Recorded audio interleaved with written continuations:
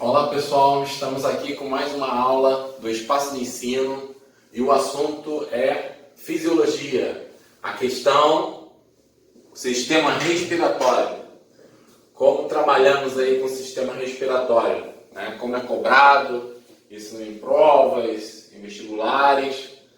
Então, a primeira coisa que você tem que saber sobre o sistema respiratório não é o sistema orgânico, sistêmico como um todo, né? Não são os sistemas, e sim uma coisa a nível microscópico, que é a respiração celular. Né? A respiração celular é fundamental para que possamos obter energia. Aliás, uma coisa importante que às vezes a pessoa estuda sistema digestório e estuda sistema respiratório e não consegue correlacionar, né? Uma pergunta que eu costumo fazer para os meus alunos é a seguinte: por que a gente respira? Os menores, né? Aí respondem: professor, porque senão a gente morre. Com certeza. A gente vai morrer se a gente não respirar. Mas por que a gente morre se não respirar? Né? O que é importante? Aí o outro vai lá atrás e fala: professor, o oxigênio. E aí? O oxigênio faz o quê? A gente retira a energia do oxigênio? Não. A energia, ela vai ser retirada de um combustível que a gente tem, né? O principal nutriente aí que serve para a respiração é a glicose. A gente pode obter energia de outros nutrientes, mas o principal é a glicose. É o nosso combustível preferido, né? E o oxigênio? O que tem a ver com essa glicose, a respiração? O que tem a ver? Por que a gente tem que inspirar oxigênio? Né? Porque lá na célula, o oxigênio ele vai se ligar à molécula de glicose, C6H12O6, que é a glicose, né? E vai retirar a energia. Aqui numa reação química, o que a gente tem? Os reagentes antes da seta e os produtos, tá? Reagentes e produtos. Então reagiu aqui, oxigênio e glicose. Qual é o objetivo disso? Qual é o objetivo dessa reação? Obter energia, tá? E essa energia em biologia, a gente vai chamar essa moeda energética de ATP, adenosina trifosfato.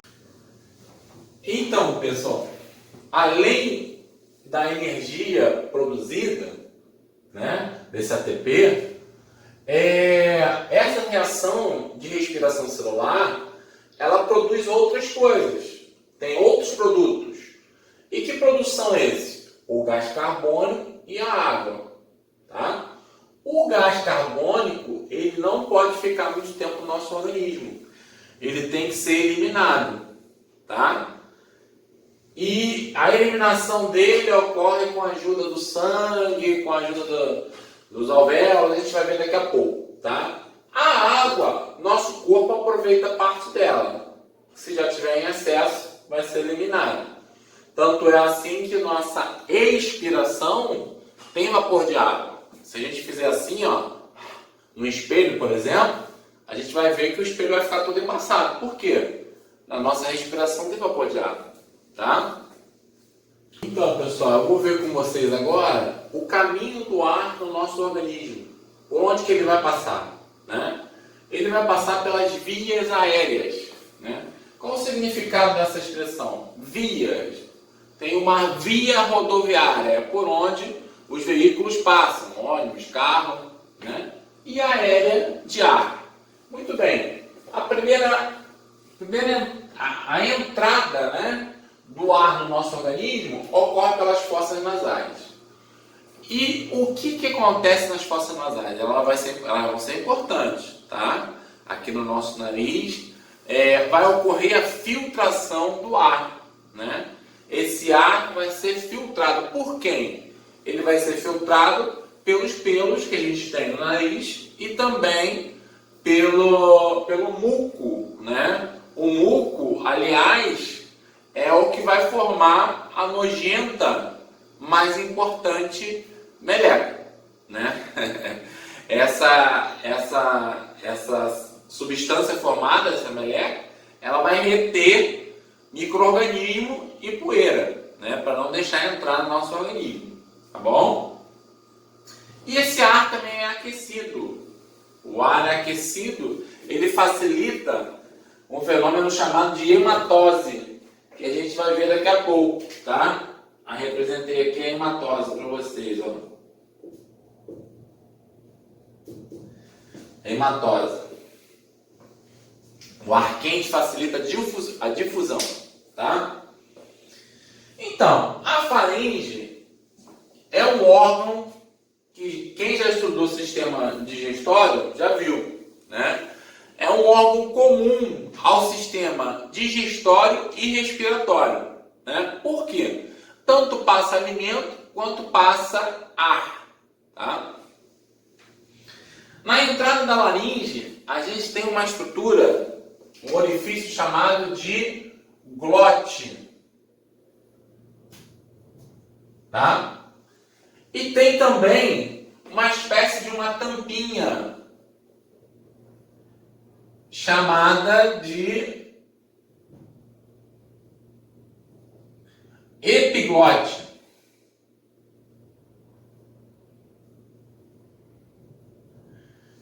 Então, na entrada da laringe, como é que funciona? Ó, a glote e a epiglote.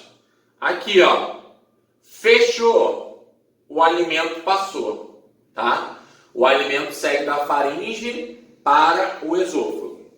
Abriu, o ar entra, sai da faringe e vai para a laringe, tá? Então, na entrada da laringe tem uma estrutura, né? Uma tampinha com um orifício, né? Esse orifício chamado glote, e o que regula aí essa passagem de ar ou de alimento é a epiglote. Glote e epiglote, tá? Muito bem, na laringe também a gente tem as pregas vocais, atualmente chamado dessa forma, né? Antigamente era chamado de cordas vocais, né? Então, galera, já a traqueia, o que acontece? Ela é formada por anéis cartilaginosos, só que esses anéis são incompletos, né? Você tem aqui um semicírculo. Aqui atrás é uma membrana. Isso por quê? Atrás da traqueia tem um esôfago, que é uma estrutura do sistema digestório, né?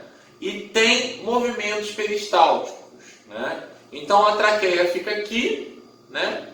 É semicírculo assim, tem essa membrana, e aqui o esôfago. Conforme o esôfago faz seus movimentos peristálticos, ó, ele entra um pouquinho pela traqueia.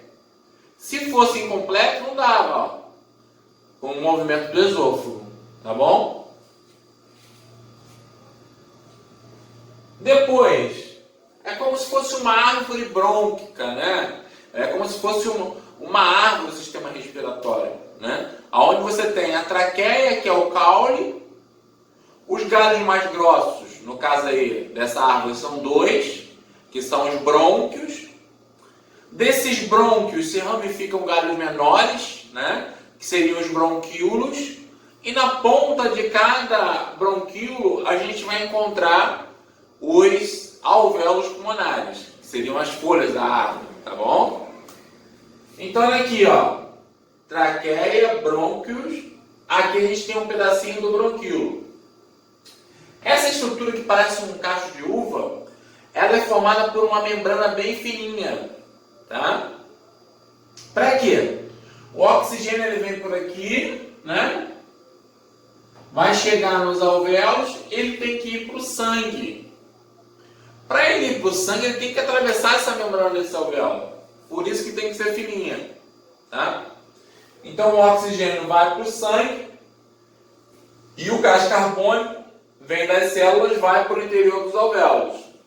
Esse processo de troca de gases respiratórios, oxigênio indo para o sangue e gás carbônico voltando para os alvéolos, tem um nome, é chamado de hematose. É bem importante esse fenômeno, pessoal.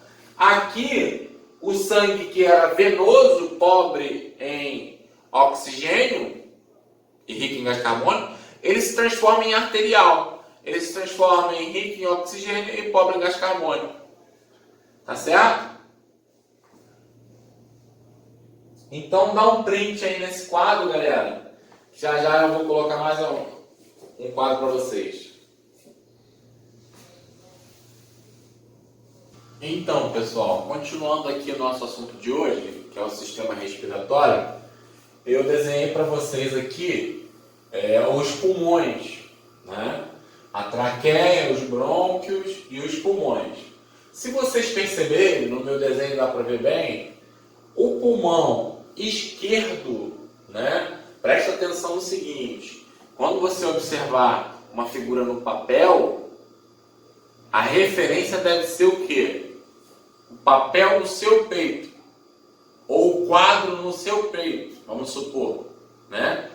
Para não confundir a esquerda com a direita. Então, ó, esse lado aqui é o esquerdo do meu quadro, é o pulmão esquerdo, e esse aqui é o pulmão direito, né?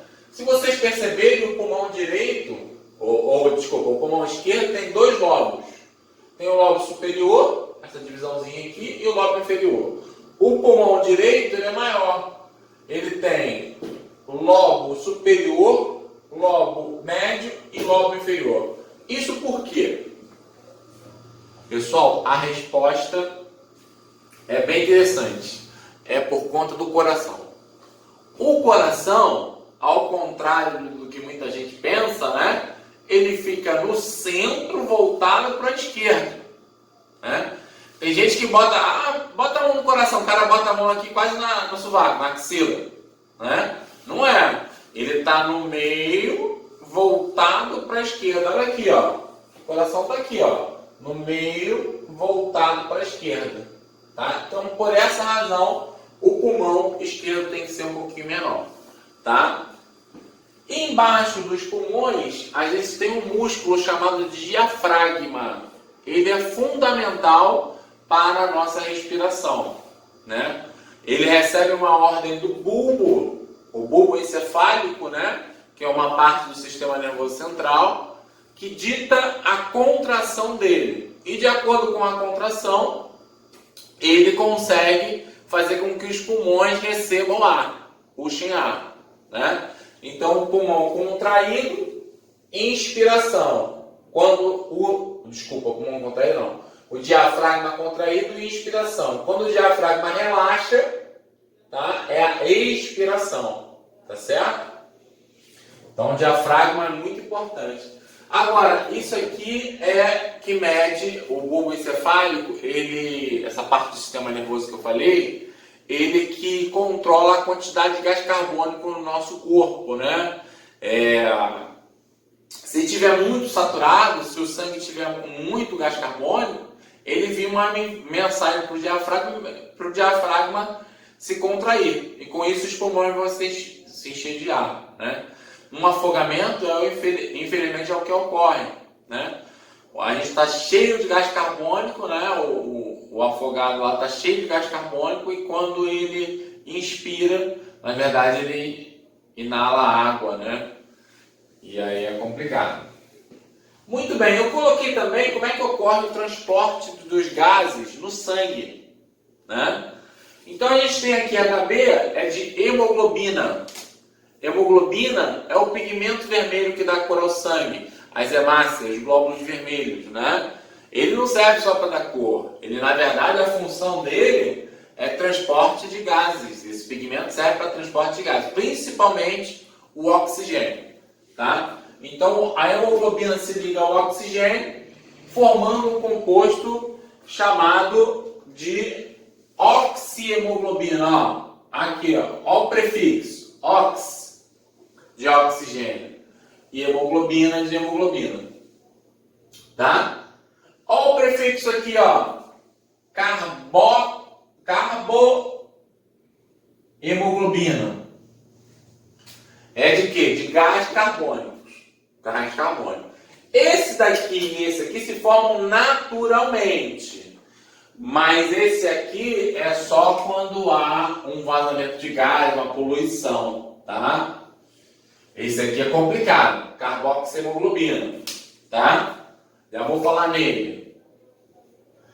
Ó, cerca de 95% do oxigênio é transportado na forma de oxiemoglobina. Mais ou menos 30% do gás carbônico é transportado com o quê? A hemoglobina, tá? Mas a maior parte, 65% dele, ele vai ser transportado na forma de íons bicarbonato, né? Esse aqui, esse íon aqui. E ele vai dissolvido no plasma, a parte líquida do sangue, tá? Então, voltando aqui. Oxigênio, a maior parte dele é transportado com a hemoglobina. Agora, a maior parte do gás carbônico é transportado na forma de íons bicarbonato, tá? HCO3. Agora, esse aqui, galera, esse aqui ele forma um composto muito estável com a hemoglobina. Ele é complicado, é um poluente muito perigoso, tóxico, tá? Por quê? A hemoglobina, quando se liga ao oxigênio, ela solta lá para as células, né? Ela fica livre. O gás carbônico também, ele fica livre. Agora, essa ligação aqui, ó, entre a hemoglobina, no caso aqui embaixo, né? Desculpa. Aqui embaixo. Essa ligação entre hemoglobina e monóxido de carbono, né? Por isso o prefixo carbox, ela é muito estável, ela é difícil de ser rompida. E aí? A hemoglobina fica ocupada e perde a função dela. Qual é a verdadeira função dela? Transportar principalmente oxigênio. E a pessoa, muitas vezes até falece com esse problema, né? Diversos acidentes com gás. Eu não sei se vocês já perceberam quando a pessoa fica num engarrafamento muito grande, ou então em túnel, a pessoa começa a ter náusea, ficar enjoada, por conta dessa instabilidade aí com o monóxido de carbono, tá bom? Então a gente encerra a aula de hoje, esse assunto de sistema respiratório, a gente falou bastante coisa, tá bom? Tira um print aí de novo. Tchau, galera, até a próxima, hein? Gostando aí dos likes, das inscrições no canal. Valeu!